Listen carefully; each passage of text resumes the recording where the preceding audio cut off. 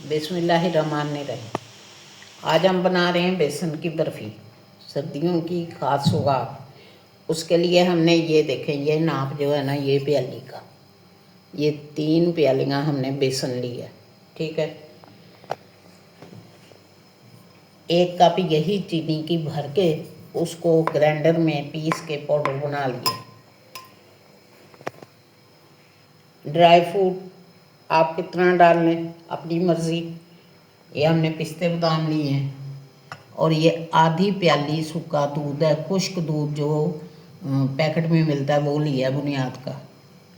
और यही 1 प्याली भर के घी की जाएगी। ये देखें, 1 प्याली वही स्टील की हमने भर के घी की डाली है। ऑयल में नहीं बनाएंगे, घी में बनाएंगे। साथ ही ये बेसन डाल देंगे और चीनी का जो हमने पाउडर बनाया है उसमें हमने साथ ही 8-10 इलायचियाँ छोटी लेके बीच में ही ग्राइंड की हैं खुशबू के लिए।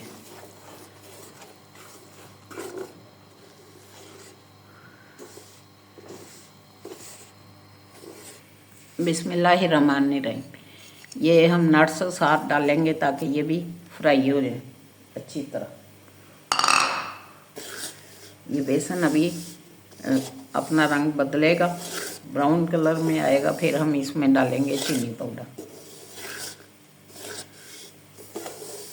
बिस्मिल्लाहिर्रहमानिर्रहीम। ये देखें, बेसन हमारा खुशबू दे रहा है और ये ब्राउन कलर में आ गया है। ठीक है ना, अब हम डालेंगे इसमें ये चीनी का पाउडर।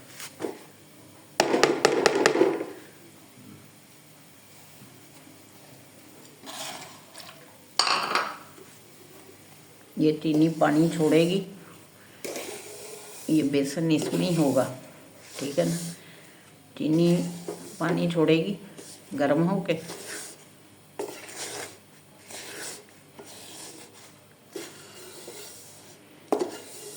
ये खुश्क दूध भी इसी में चला गया साथ ही।